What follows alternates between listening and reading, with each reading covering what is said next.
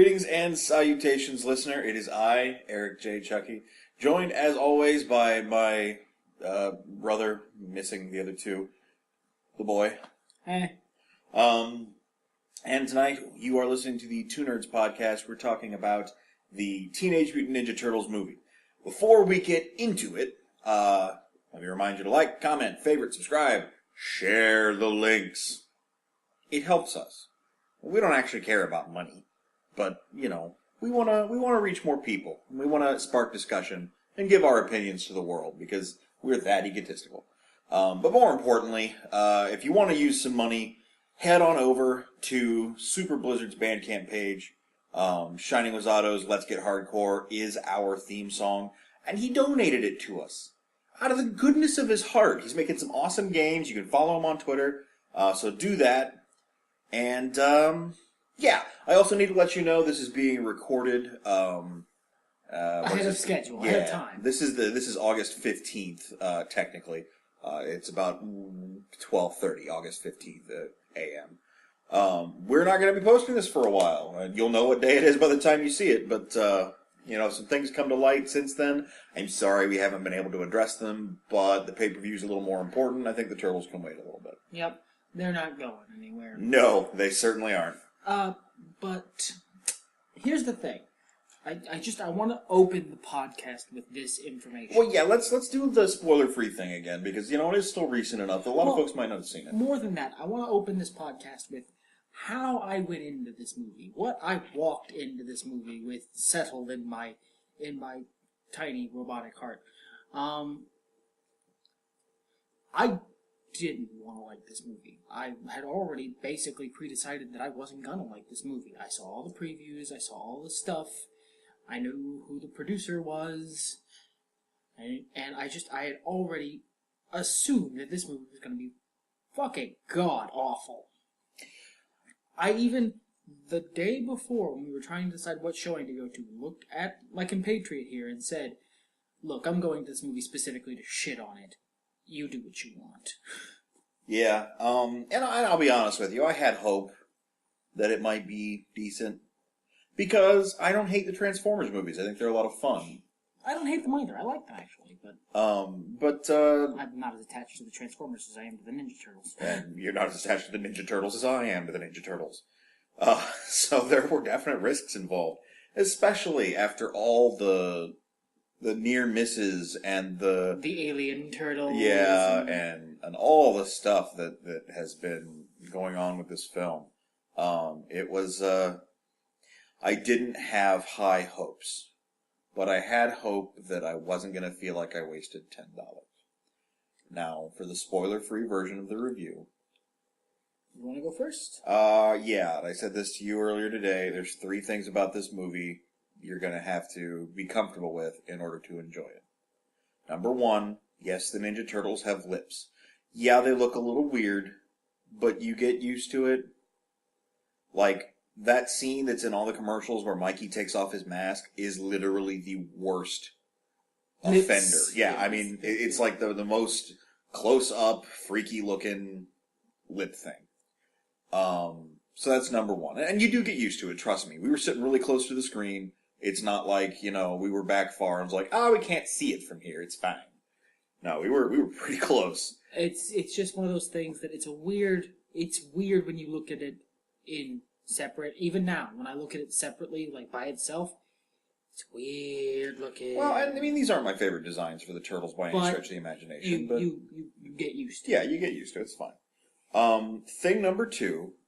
They have a different origin than the classic Teenage Mutant Ninja Turtles origin story. No, they're not aliens. That is stupid. But it's not the one from the cartoon. It's not the one from the original movie. I can't say about the 2003 series. I didn't watch that. I probably should. It's not the one from the 2012 series. Yeah, it's not the one from the 2012 series. 2012. It's one from, you said, like the current... Yeah, IDW. The current IDW publishing run. That. And same origin story as in that. It's not really a spoiler, because it's like in the first 10 minutes. Yeah, I mean, not in the first half hour of the film, and it's not treated as a spoiler. It's more like presenting information. Yep. So, accept that. It's not a bad version of the story. It's fine. There's nothing wrong with it. It's perfectly serviceable. I compared it to how in Spider-Man comics, Spider-Man's bitten by a radioactive spider, and he develops this wall climbing and the reflexes and strength of the spider in a spider sense, but he manufactures the web shooters. In the Tobey Maguire movies, he's bitten by a genetically engineered spider, and the web shooters are organic, in addition to all his other abilities. I mean, it's that kind of difference. It's different, but it's not different enough to really make you wanna to put a something in your craw. Yeah, if you're gonna shit your pants over that, then you're not gonna like the movie. Thing 3. While I think it's very true to the character and the modern interpretation of the character and the situation as it is presented in the film, Michelangelo kind of has this Danny Sexbang vibe.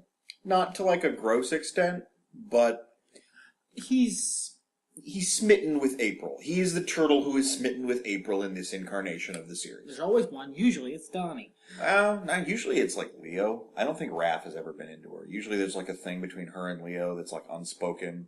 Lots of tension. But, and then they did Donnie in the 2012 series, which I really like. That's really cute. And now it's Mikey. But the way Mikey treats it, because he is who he is, it comes across a little Danny Sexbang. It's not gross. This is a PG-13 movie, and it's nowhere near the hard PG-13 that Guardians of the Galaxy is. So, no big deal. Whatever. If those things don't scare the shit out of you right now, if you're not like, fuck it, throwing your arms up in the air, go see the flick. You'll like it. One caveat, additionally, if one of those things you have a problem with, but you love the Ninja Turtles, go see this. It might still... It might win you over. Yeah. Because, like I said, I got problems with exactly one of those things. Real problems with the lips. And I don't care anymore. My spoiler for review of this movie is, as a guy who walked into this movie going, I sure am going to have some angry things to say on the podcast later, I don't. It's a good movie. It's not a great movie. It's a good movie. And I feel like I like it more because I was so surprised by how good it was. So lower your expectations a little. Just to be safe. Yeah, lower your expectations a little. Aim to be pleasantly surprised. Yeah. If I can say 2 more things about this film before we get into the regular territory. I think it was as good as Teenage Mutant Ninja Turtles 2 when Teenage Mutant Ninja Turtles 2 came out. Yeah, it's better than Teenage Mutant Ninja Turtles 2. Teenage Mutant Ninja Turtles 2 is now, because that movie doesn't really hold up that well. We've come a long way in terms of storytelling in films, in terms of, all sorts of things. And Ninja Turtles 2 it doesn't hold up that well. It's still a great movie, but it's dated. And there's a lot of concepts that we really used a lot back in the 90s that we just don't use now. Kino, for example. This is edging into spoiler territory, not into specific events, but the Turtles are always very, very locked in the time period in which they're made. These Turtles are no different. Yeah. They're very 2000s. They use common parlance. They're children of the era. And not in a painful way. Well, not even as painful as their original cartoon run. Actually, yeah, much less so. In Teenage Mutant Ninja Turtles 2, they were the same way. That dates the movie. Yeah. This movie, probably going to be the same way. 10 years, not going to hold up that well. No. Right now, though, it's a good movie. Yeah.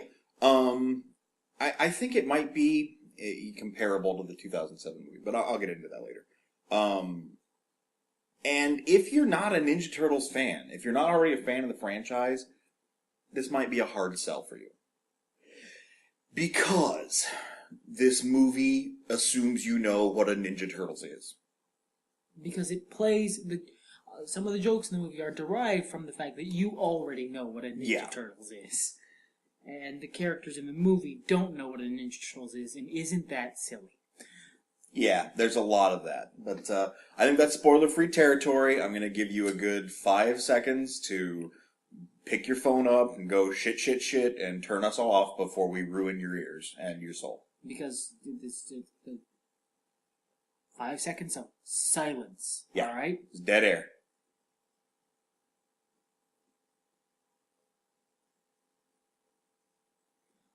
All right, that was more like 6. Look, we gave you 6 whole seconds. plus all the seconds we used explaining it. Spoilers and this begin sentence. now. Yes. I was really pleased. As a fan of Teenage Mutant Ninja Turtles, I wouldn't say I'm the biggest fan. That would be a lie. I haven't seen the 2007 series, or the 2004, 2, 3. 2003. It's not hard. I was so under the radar, away from the radar when it was on. Like, You hated the radar? Like season 3, I was like, there's a new Turtle show? But,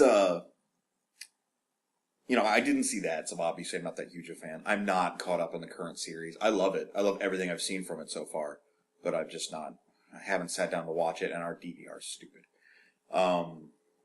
But I am a huge fan. I love the Ninja Turtles. I'm in the process of writing a Ninja Turtles fan fiction as a creative exercise.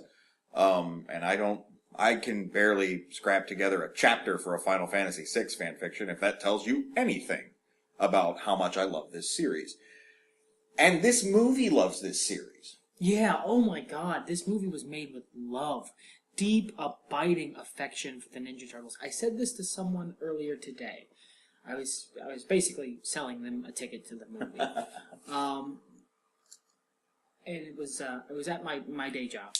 And I was talking to this person, and I said, this movie was made with all of the love for the original series that the Transformers movies weren't. And I like the Transformers movies, but they weren't really made with love for the original series. No, I mean, they weren't really a departure from the original series, No, they weren't. But those continuity nods and those kind of inside jokes and little scenes that you would only really remember if you read the comics or watched the show There were a few in the Transformers movies. Yeah. There are a lot in this movie. There are a lot of things from various interpretations of the Turtles that got put in. Little homages, little hints, little nods towards these wildly different interpretations. As wild as the different interpretations of the Turtles get. And I love that this movie... I like movies that like themselves. I love the Expendables movies for very much the same reason. They are a beautiful send-up of action, of the action genre, of the 80s action movie. I love Guardians of the Galaxy partly because it feels so positive about itself. It doesn't hate on its own concept. I thought about that earlier today, and that's kind of something Turtles has going too. Guardians of the Galaxy doesn't feel bad for what it is. No, it accepts what it is. Turtles is not as good as Guardians of the Galaxy. No. Get that right up front. No. Not even close. But it doesn't hate what it is, and it loves its source material. It really does. I don't want to go through like an IMDb things you might have missed list of cool nods in the movie. The list is there. There's a bunch. From the old cartoon show to the original comics, the original comics to the 2003 series. Small nods to other shit. Hints. I mean, it's just all around good. It just really is. And, we'll probably end up mentioning a couple of them during the podcast, because a couple of them will come to us. Sure. At first, I'd like to dispel a couple of things here, because, just because you're listening to our podcast doesn't mean you're entirely up on news about the movie. I know a lot of people heard a lot of rumors that were coming out of the rumor farm back when the movie was in production, and that pissed them off. And they were like, no, I'm not seeing it. Which I can't blame you, but I stuck with it. Like a soldier to war, I went, hoping we might win. I stuck with it like a man watching a car wreck. Yeah. Okay, first things first. If you're still listening and you didn't want spoilers, why are you still listening? Well, yeah, excuse me, I meant that differently. But if you're still listening and you don't mind spoilers but haven't seen the movie, this is important. William Fichtner is not Shredder. No, he's not. He's like Fox to Batman as he is to Shredder. Yeah, he's Shredder's... He's like what Baxter Stockman was to Shredder in the cartoons. Yes, perfect. He's Shredder's scientist guy. He's Shredder's science guy / I don't feel like talking to the plebe public. You go do stuff. Yeah. It works really well. I like the new character. But it's just... But it's important to know that he's not Shredder. People were so mad. Why'd they make Shredder a white guy? And even I, who don't usually get outraged about that kind of stuff, went, Why did they do that? That seems That's weird. not necessary. Now, Splinter is voiced by an American actor, Tony Shalhoub, who does a great job. But that's because Splinter's not Japanese in this film. Again, IDW origins. He's an American rat, so he has an American accent. Unless I'm being a dick, and Tony Shalhoub is originally from Armenia. I think he might be originally from Armenian, but from Armenian. He's probably from Armenians. No, he's from Armenia. I think he might be, but he doesn't have an accent either way. Not much of one, no. But so he's not Japanese. Is basically the point I was making, and that's because the character of Splinter in this movie is not Japanese. And this is one a quick thing I wanted to mention. All right, I absorbed the pop culture buzz of this movie. I found out just now that I had purposefully not looked, because I realized I wasn't looking into it, but I didn't realize how much of this I'd avoided. I didn't know, aside from Megan Fox and the fact that the Ninja Turtles were in it, and William Fichtner, who's kind of unavoidable aside from the previews, I didn't know shit about who the cast of this movie was. I didn't know anything about the cast of this movie. I had avoided it and forgotten that I was even avoiding it. So, as someone who just is completely blank slate, the guys who do the voices for the Turtles do a real good job. And I did not know that was Johnny Knoxville doing Leonardo. Yeah, a lot of people thought he was going to be Jackass. And I don't know why, because Johnny Knoxville is a person beyond that shit he does. He's been in other films, but whatever, he does a fine job. It's not anything to spit at. They're doing the Ninja Turtles. Yeah. They're doing the Ninja Turtles. I like the guy doing Mikey a lot. That's the Noel gay Fisher. guy who got sent off to boot camp on Shameless. Yeah. I forget the name of the family because I don't really watch the show, but Brandy does. No, that's not the gay guy who got sent off to boot camp. Isn't it? No. That's the gay guy who's a criminal. Yeah, didn't he get sent off to like he got sent to boot camp? Not like the kid who went to boot camp. I missed it if he did. Well, that's true. You haven't been watching the last few seasons. This isn't a Shameless podcast. This is a Ninja Turtles podcast. But he is that guy's boyfriend. He does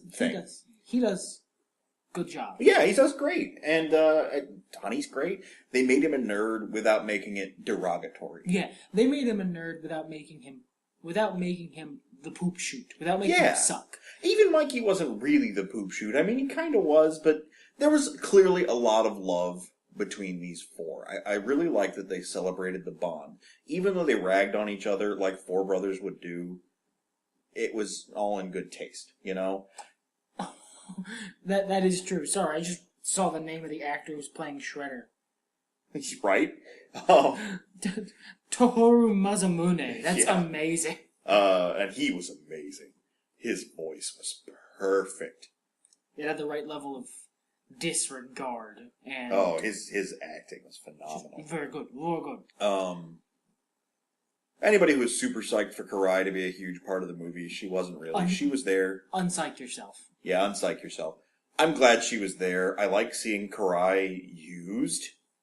But she wasn't anything huge. I don't even think they mentioned that she's his daughter, adopted daughter, whichever. No, they have a scene together. And but they don't mention it. Because why would you? Didn't fucking know Whoopi Goldberg was in this movie. That was a surprise. Yeah, you must have missed the trailer where she was in it. Yeah, I must have, or I was looking away from the screen when Whoopi showed up. And hey, my mouth is just stupid today. You people out there who really want to see characters female or of other ethnicities, just to make a character female or of another ethnicity to get some more color and some more gender in there. The character she's playing is Bernadette Thompson. If you're a fan of the original cartoon series, you may remember this character originally interpreted as Bern Thompson. Oh, yeah. Speaking of on sort of the same vibe, Megan Fox does a killer job. Yeah, I mean, let's be perfectly honest here. This is a lot of April O'Neil. It is. It is a lot of April O'Neil. But it's not that there aren't turtles. It's just that April O'Neil isn't a sidekick. Yeah. She's a character. She's in there with them. She's treated like she was in the Archie comics, where she was a badass friend of the Turtles. You know, in the Archie comics, Splinter and Leonardo eventually teach her how to use a sword, and she fights with them. And in this movie, she doesn't know how to do a ninja, but she tries. And she fights And she never backs down from a story. She fights the Shredder on like 3 separate occasions. She's at least as badass as Lois Lane in Man of Steel.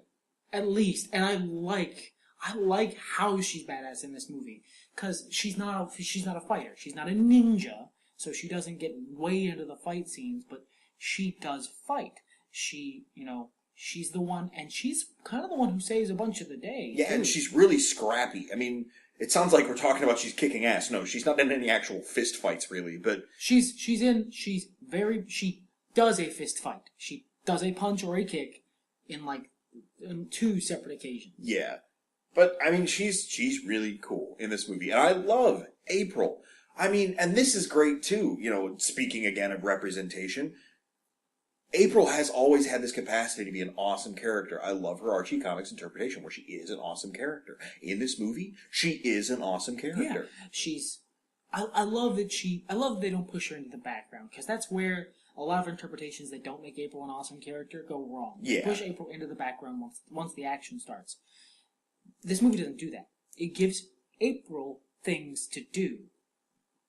And they're important things. Like, April's the one who eventually foils one half of the evil plot, and the Turtles foil the other half.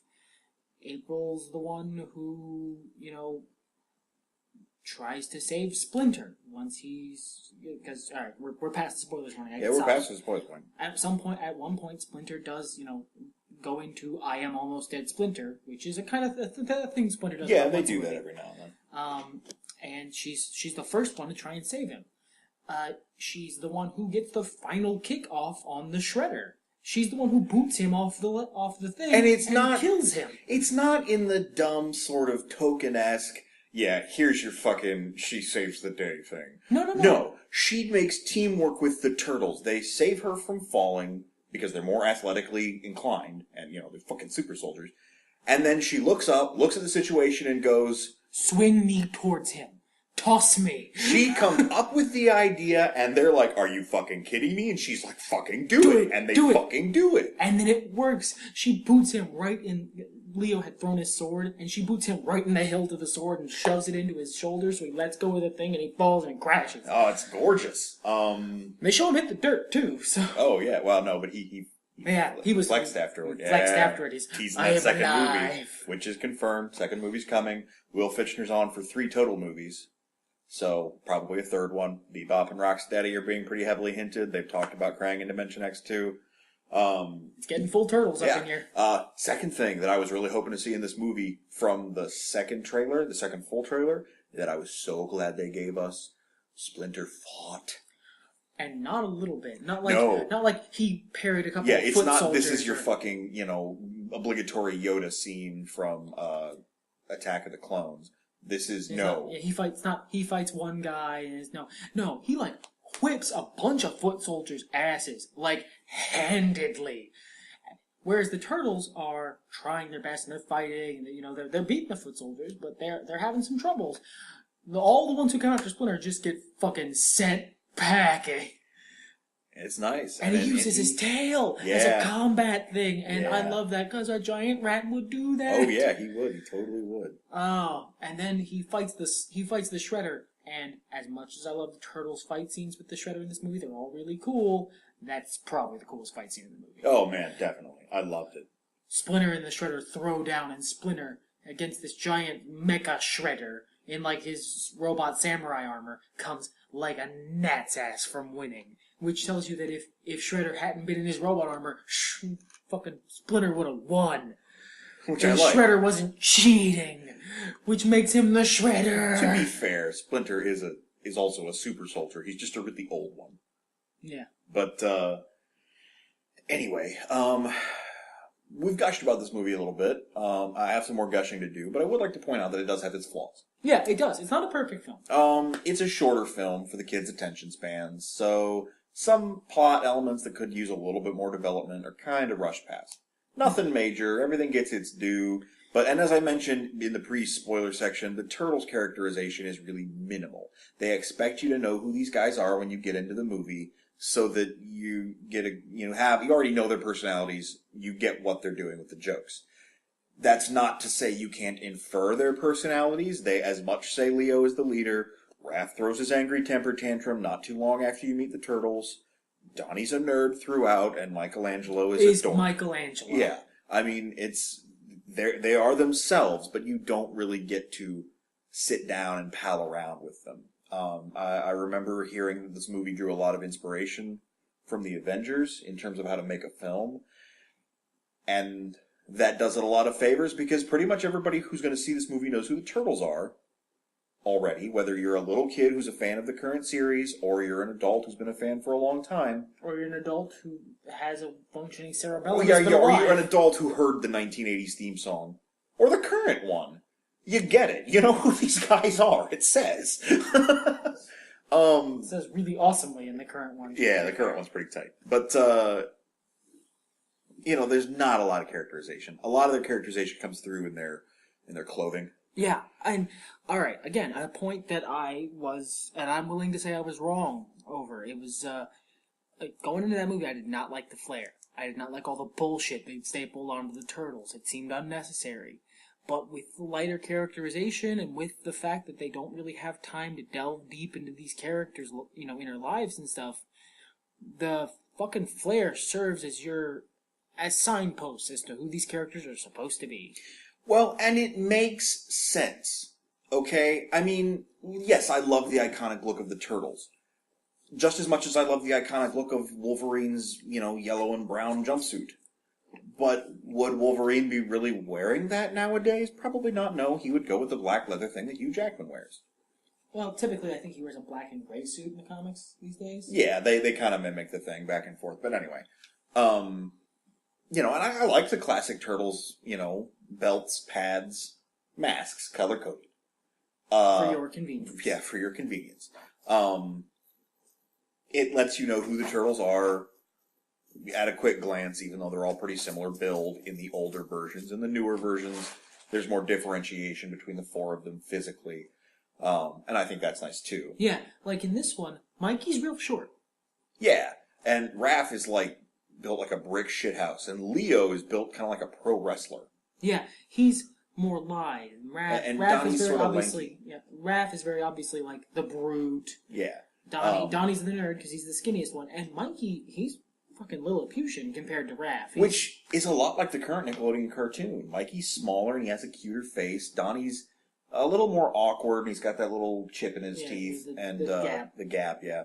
In this, he has just glorious nerdlinger glasses. He does. They look awesome, and he's got all this kit. Hold on, Raphael in the current cartoon, he's beat up. He's burly, and he's got scuff marks and shit all over him. Leo looks pretty normal. He's the Mario. He's the default. Yeah. But yeah, in the movie, they've got all these little emblems of who they are. Yeah. And stuff they would wear. Yeah, it's stuff they would wear. Why would you not be like, oh, sweet, sunglasses. Tight. I have sunglasses now. Even if you live naked in a sewer for a while, you might not need clothes. You might not have things dangling, but it looks cool. You see in TV. You know what cool stuff is. Also, alright, another negative point in this movie. Another flaw. Glaring, terrible, awful flaw. Fuck you for playing Holla Back Girl unannounced in the middle of this movie. I hate that fucking song. I laughed so hard. Not because the scene was funny. I mean, it was cute, but more of the boys suffering. I hate that fucking song so much. Anyway, but you do read a lot of the characters through their attire. Mikey's got big bug-eye sunglasses. He's got the puka shell necklace. Which works. It just works on I think it's better. Originally, it was supposed to be gold chains. People were like, don't do that. He's not a pin. And they gave him the puka shell because it evokes more of that surfer, aesthetic. Raphael has a very urban vibe to him. He's got the full headband. Yeah, instead of just a like mask. that he doesn't have, and all their headbands were different. Leo had. Well, what I liked is they were all the same sort of design scarf, but each looked different the way they wore it. Like the Japanese stuff on their headbands was so much more prominent on Leo's, just the way he wore it. Whereas, Mikey wears his very It's very tatty, and it's obviously something he just sort of tosses on. Yeah. Donnie's has like these extra like tightening straps because I don't know why really. Probably so he probably fits his glasses. Yeah, and they provide a little extra noise around his head. Donnie has a lot of noise around his head. He has a lot of goggles and shit. Yeah, but because he'd be like, oh, I got all this shit. I got science stuff. I got science at things. There's obviously and then Raph, he's got that full do-rag. He does. He's got very simple black sunglasses, which he doesn't like wear all the time. They're just an accessory. He's mostly got them on his head. The toothpick, which I didn't even notice before the movie. Like we were sitting there watching it. Oh my God, the perfection of that toothpick. I mean, let's not even talk about how it's common Western stereotype for, the badass to be chewing on something. Usually a cigarette or a cigar, in more adult fare. But an older fare. For kids, it's usually like a sucker or a toothpick. Yeah. Gambit had a toothpick a lot, I believe. Or a match. He would have a match sometimes. So yeah, Raphael chooses toothpick. Also like the Eastern stereotype of the aloof badass. Who just has that one toothpick that hayseed, that grass seed that's just like, I don't give a shit about anything that's going on in this room. I love that the accoutrement is stuff that would maybe fall off in a busy scene. I like that it doesn't, because they don't not mention it. They show scenes where their accoutrement, like, there's a point where Raph's sunglasses almost fly off, and then they just sort of resettle back onto his forehead where they go. Well, and it's always moving. Yeah. Like, it's not like they're just sort of static there. No, Mikey's necklace is always, like, swinging around, weighted by his sunglasses, which are hooked on there. Yeah. It's awesome. I love Leo because his is probably the most simple, but he's got that armor, that paper armor. Yeah. And, mostly just a very simple Japanese vibe to it, except for that NYC button. That's right up near the top of his shell, near his head. It's on his plastron. That's awesome. Yeah. Like, it shows that Leonardo takes himself very seriously. He doesn't have the kind of flair the others do. But he loves the art he was taught. He has great respect for what amounts to his heritage. And he loves the city he lives in. He loves his city. It shows you. This flair is showing you so much about these characters. There was so much time and dedication taken to build this. And that's what we were talking about at the top of the show. Love. The love for these characters in this series and the iterations they had to have gone through to come up with what they came up with is just so apparent. And as always with a lot of Turtles stuff, there's plot problems. I mean, Donnie does kind of act as information ex machina. He's a little bit, yeah, but he's supposed to have kind of cell phone-ish internet access constantly. That's kind of his deal. There's a couple of points where, briefly, someone held the idiot ball. Not real bad. It wasn't like an idiot football. Yeah, it was like an idiot hot potato. An idiot baseball. And they didn't play for very long. No. Like when April was showing Bernadette all the stuff about the Turtles, she could have just showed her that picture, which she shows to Eric Sachs in like a scene. Yeah, and if she showed her the picture, her boss probably wouldn't have fired her because she has proof. It's blurry proof, but the news has run with less. But to be fair, the whole firing subplot wasn't extremely well thought out. It didn't do anything really, but it didn't need to. It just had to show that April, no matter what, is dedicated to seeing this through. It wasn't, oh, I'm fired. Well, I guess I don't need to make news anymore. I'm going to go find a new job. It was, oh, I'm fired. Well, who gives a shit? I'm a journalist, damn it. You, Vernon, drive me somewhere. Oh, and mostly around the secondary characters had held the ball a little bit. But I mean, there are other minor issues. Yeah. I mean, it's not the best movie in the world. It's not completely tight. But if you love the Turtles, you will be able to overlook that stuff. You should be able to overlook that stuff. The reason I don't like the current Spider-Man franchise, aside from Sony, is that I am too much of a Spider-Man nerd to enjoy it. I don't like Peter's new backstory. I don't like the reinterpretations of lots of characters. I really don't like that they wasted a perfectly good Mary Jane Watson to make Gwen Stacy, because that actress is a perfect Mary Jane Watson. And Gwen Stacy has a personality of her own. Giving her Mary Jane's personality is just kind of insulting. And if you didn't give her Mary Jane's personality, again, you've wasted the actress. Yeah. So, I mean, it's just bad decision. But, those are... More than anything, it's the reinterpretation of some of those characters. I love Paul Giamatti. I do too. But that Rhino pisses me off. That Rhino pisses me off so hard. Do I expect a big giant guy in a fucking naked suit? No. But yes. Mobile suit Rhino? No, I don't expect that shit. I do. Fuck you. Give me a big, doofy, stupid naked guy in a weird skin-tight bodysuit. Because fuck you, it's a superhero movie. Be silly. I could see where they might want to go with, like, a steroid. Or he's in a suit, but, like, it's made of this microfilament. It's not necessarily a big, stupid rhino costume.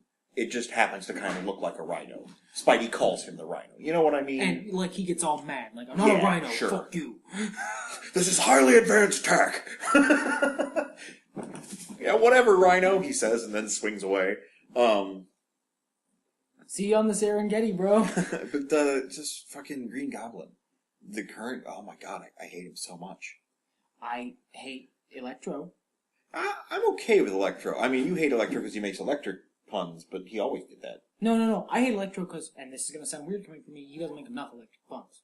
He's not silly enough. I recognize that the Electro they went with is Ultimate's Electro.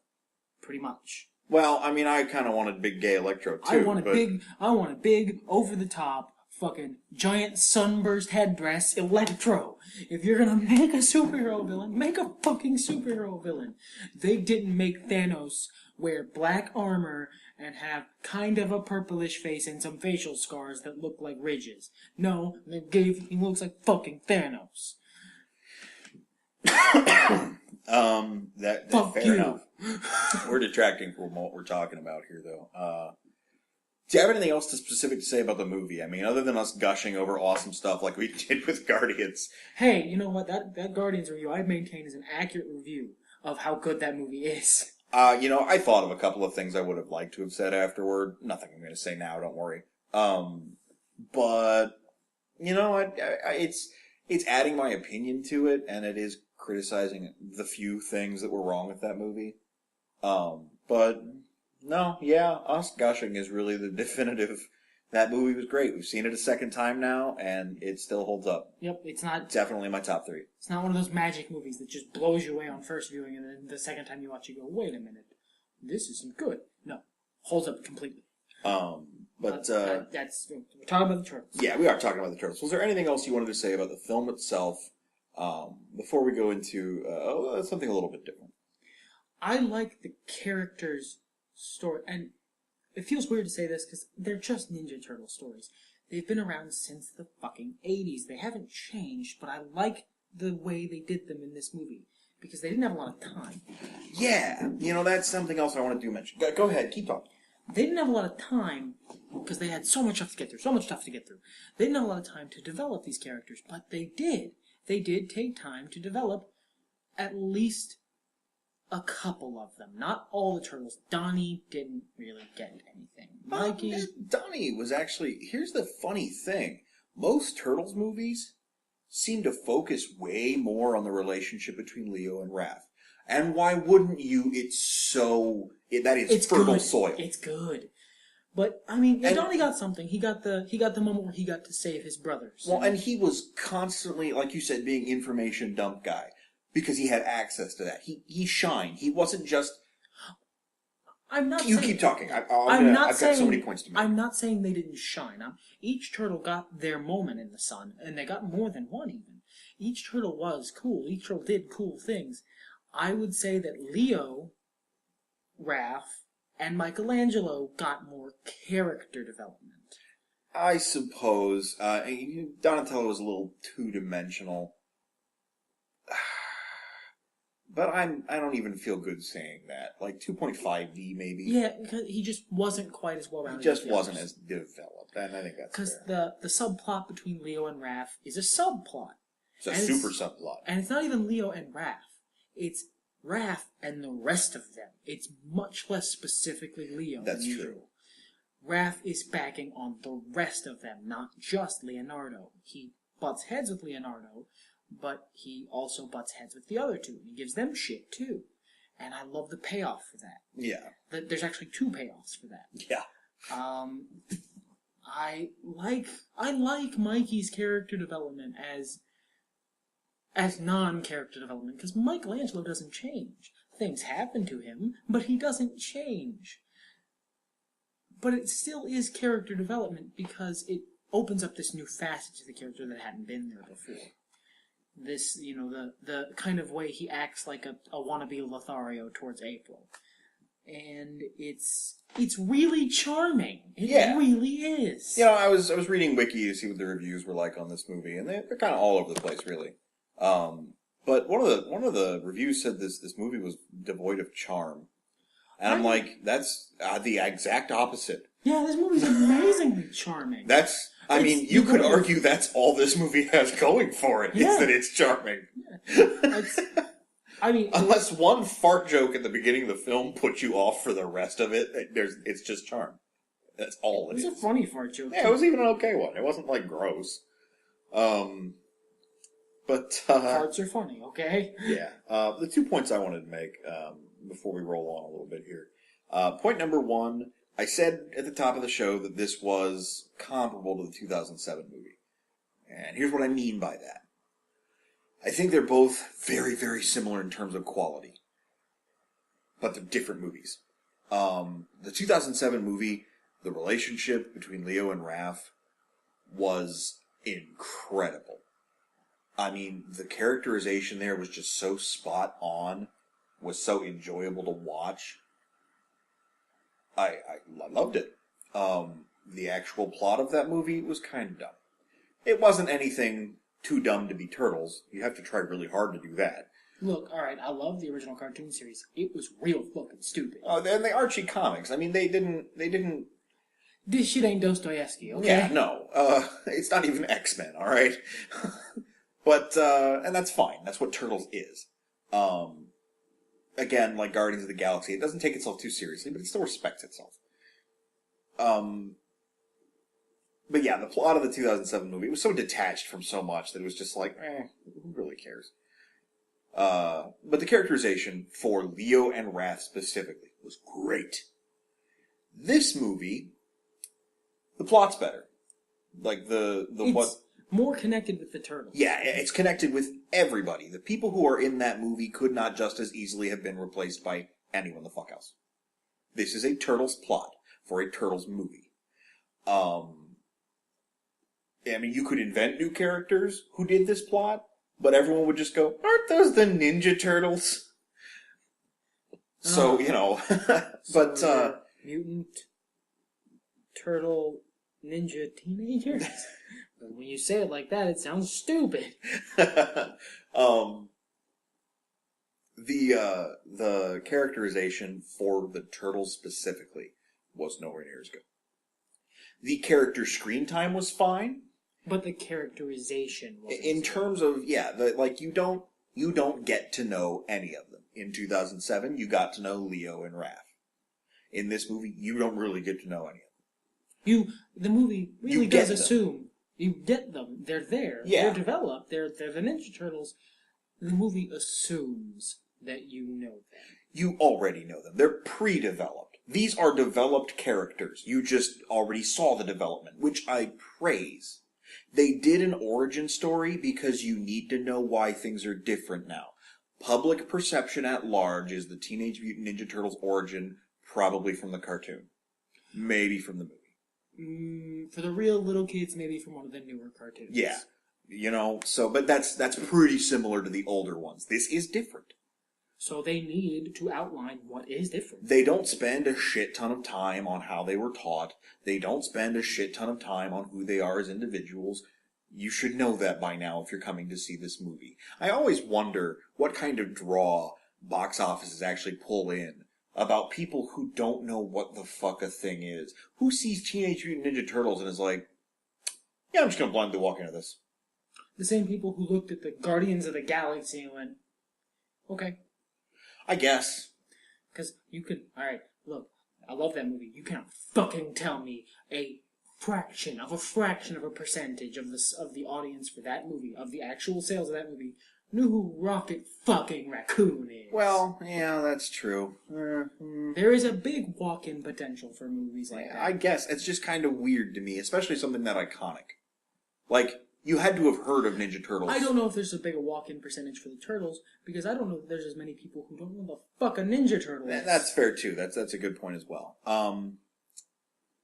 But I do appreciate that about the film. Those were really the 2 points I wanted to make there. That it was nice that while they did the origin story, they didn't suckle at its teat. They didn't dwell on it. No, they didn't dwell on it. They didn't dwell on the characters. They did their thing. They moved on. Yeah. The movie was in progress. So I was on Twitter earlier this week, 2 weeks ago when you hear this, and Todd in the Shadows, who is a producer with that guy with the glasses, mentioned that he wondered why the Ninja Turtles became as strong of a cult phenomenon as it was. I don't have the tweet in front of me, but he said something along the lines of everybody deconstructs Superman and Batman and figures out why they're so iconic. He would like to see somebody do that for Ninja Turtles. And while we don't really have the kind of show where that happens, I mean, even once I get my other project running, maybe I'll do a heavier deconstruction, but it's so simple that I don't think it needs one. But I would like to mention why this works. Because you know what? As a concept, it sounds weird. You and I were discussing, and we discuss professionally a lot, that most companies believe you need human characters to, or at least one human character to be a strong related point, a point of relation. Your window into the thing. Right. Your reference point. Yeah. For the viewer. Because we are humans. So we need to know how this differs from the affairs of humans. But I have always kind of felt, even though I've kowtowed that line, which is weird because I very rarely kowtow anything, I have always felt that if your character is strong enough, it doesn't matter what they look like. It doesn't matter where they come from or what customs they have that are different. So long as they have points within themselves that we can relate to, you're golden. And I think that's why the Turtles work so well. You know, I mean, even to begin with, this was a ridiculous parody comic. It was made to be kind of stupid and fun, but investors, luckily enough, thought it was awesome enough that they were like, nah, let's make some toys and a cartoon show. And it worked, it picked up because, A, you have 6 principal characters, and really 2 of them are strong supporting cast. Well, 3 of them. One's the villain. But you have 4 who are really super duper important. And pretty much equally important. Yes. And they are so tropey. And they're such a good cross-section for what pretty much everyone who this was marketed towards, cat hit the desk, it was marketed towards children. It was these characters are filled with tropes, and they're tropes that children love, and they're such good little packages of what each individual type of child's going to like. Well, and that's the beautiful thing, though. It works toward children, you know. I think more the marketing in the 90s where with the catchphrases and the bright colors and the cowabungas and the pizza, an excuse to eat pizza was invaluable in the 90s. Oh, yeah. An excuse to eat pizza is just golden. But it's I'm a grown-up these now. My excuses. I want to. Yeah, I want to, and I have $20. Pizza ahoy. These characters are tight little packages. It doesn't matter what age you are. I would argue that they were marketed towards children, but I would argue that in general, anything that's marketed towards children, if it's made well, works for any audience. You know, that's true. Too often people think, oh, it's for children, it's simple. No, it's just pure. Yeah. Anything that's made for children, and this is a gross oversimplification, I get that, but in general, stuff that's made for children is made pure. You add complexities and you add not depth necessarily, but you add additional layers with stuff that's marketed towards a more mature audience, because more mature audiences feel like they need to enjoy more layers. But any pure concept, because the Ninja Turtles are a very odd but very pure, simple concept. In the end, 4 brothers are cool. And there's 4 of them that are very different. They're all cool, and they're all good guys.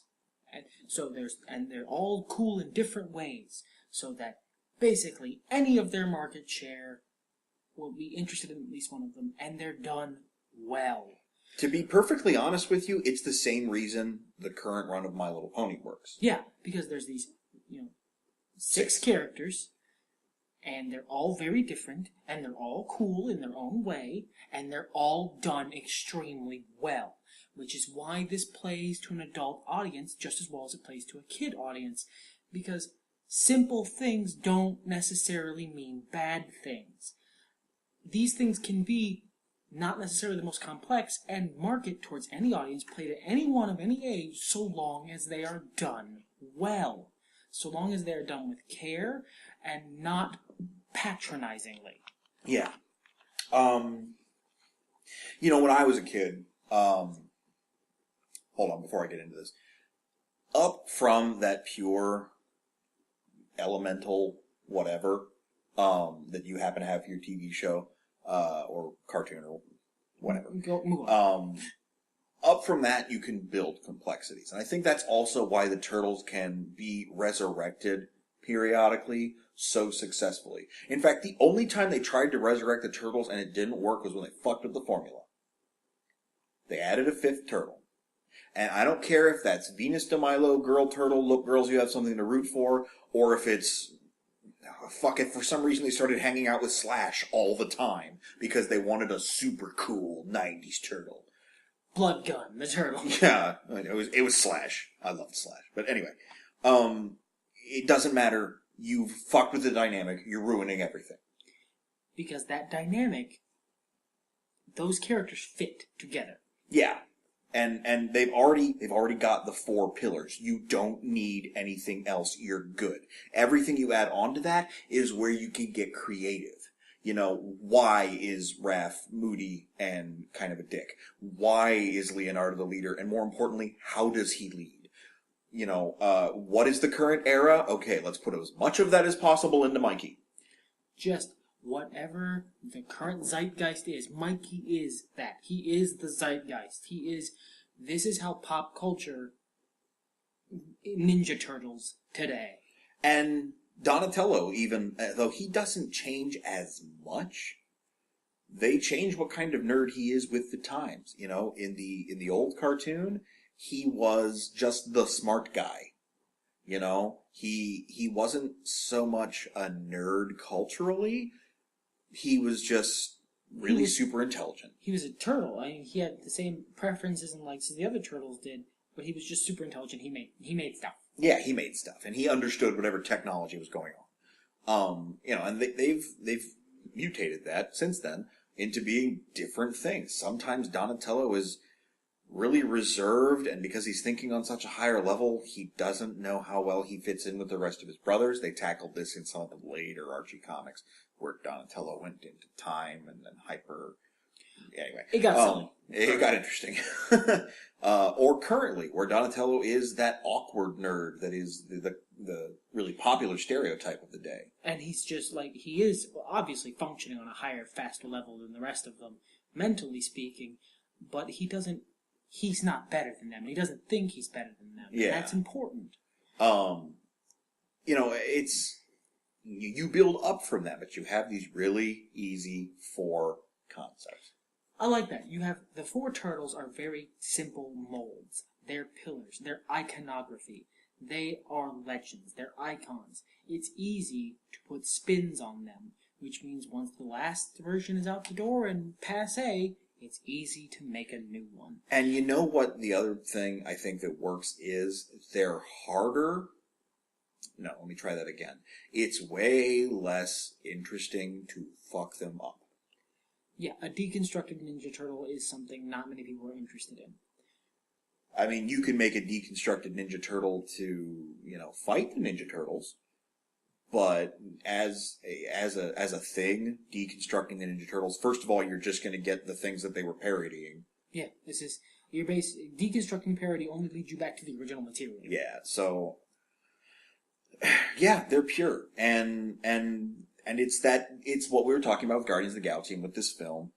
It's silly. It's irreverent, I think is a better word, because silly has some negative connotations. But nobody gets hit with a fish. Yeah, nobody gets hit with a fish. But it takes itself seriously. It establishes that this is a world we live in where, there's lazy ass characters like Jaguar, the Jaguar. Oh, God. Dreadmon, the Jamaican wolf who has dreadlocks. We're not fucking rocket science here. But whatever. He is Dreadmon, and when he dies horribly in the comics, you are sad because he was a good person. That's just how it works. That's just how it works. You care about these characters. And I think this interpretation, specifically, does a really great job of conveying that caring. And it does a great job of resurrecting it. Not quite as great of a job as the current cartoon series, but I don't think it has the time. Yeah, that's a benefit of television. Yes. I'm starting to slowly believe that television, in terms of telling a good ongoing story, is a lot better than a series of movies. It's as a medium. Different. It provides more space, but the movie provides more cohesiveness. Yeah. But at the same time, Game of Thrones flows just fine. That's it's a maxi series. It has an endpoint.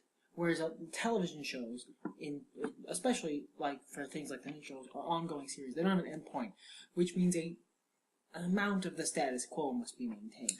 That's true. I mean, and so it's very possible to lose that cohesiveness. Yeah, that is true, and then you do fall into that trap that of greed. We've got renewed for 2 more seasons. Well, the story we told is clearly over, but why would we stop this gravy train? But it's what they're good for different stories. They both have their places, but they're good for different stories. The second thing that I meant to get to, I almost forgot entirely about it. I even set it up really hard about why the Turtles work is they're unique.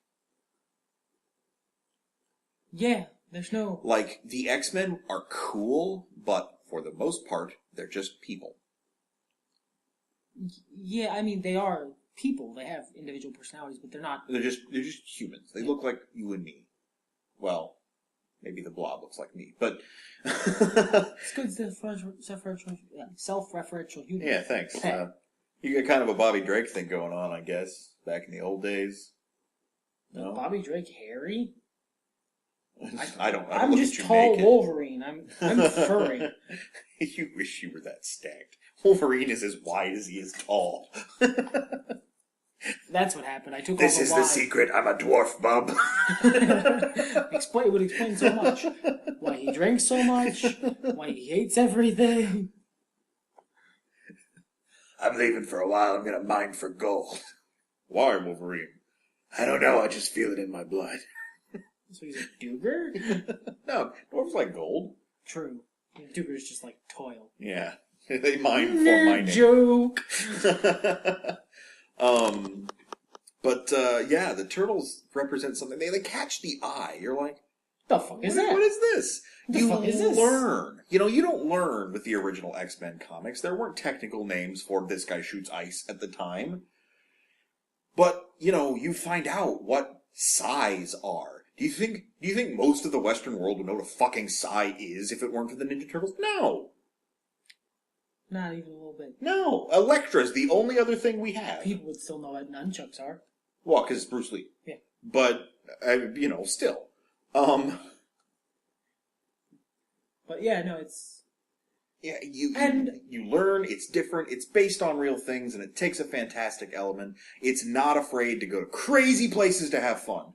And if they're talking about Dimension X and fucking Krang, for the next movie, get ready for some crazy places. Yeah. I'm more excited for Bebop and Rocksteady. I have to get back into the current series. I absolutely love Bebop and Rocksteady. I fucking love Krang, dude. Yeah, I was never a big Krang guy. I can't wait to see a theatrical Krang. Are you kidding, that big-ass piece of pink bubblegum? Well, I'm curious to see what they'll do with it. But like in the original cartoon series, and even in the comics, especially in the comics, Shredder has honor. And I don't mean a mustache. I don't think they get that joke. I don't think we've told them that joke. Okay, imagine, if you will, an aged Japanese man with a glorious mustache, alright? And then, so honor. What was the other shit we said? Much valor. Very pride. Very pride, yeah. Basically was the entirety of the joke. But, in the comics, yeah, Shredder is this huge asshole, blah, blah, blah, blah, blah. After that, and after a whole bunch of other shit has happened, you find out that he's kind of Krang's tool. And while he is still an asshole and does run a ninja clan, he has honor. There's a point where the turtles save his life. And he's like, alright, so we don't fight today. And I'm probably going to stay out of your hair for a while because I got some shit I got to get together. Thanks. Whereas Krang is the guy who would go... Whereas Krang is the guy in every movie and video game nowadays where the hero's like, grab my hand! And the guy does it and then tries to pull the hero off the ledge. No. That's Krang, and that's like, oh, where's your fucking honor? No, Shredder, he would grab his hand and be like, thank you so much, I am going to leave you guys alone for a while, sorry about all the trouble, goodbye. That's Mo Shredder. I don't think that's Shredder in this movie. I don't know. It remains to be seen. They didn't put him in that situation. But, in their debut serial, that wasn't Shredder either. No. It took time and character growth. Oh my god. Oh, by the way, I don't know how many, I don't know, Ultimo, if you follow us on Facebook, both White and I do a thing where every movie we watch, we pick our favorite line. White stole mine. I really thought you were going to use the Cowabunga thing. Oh, I'm gonna now. Oh, okay. That was my second choice, because I knew you were going to take it. I knew what you asked. Did you even, Google Translate it, or did you just go, I know what that is? I know what that is.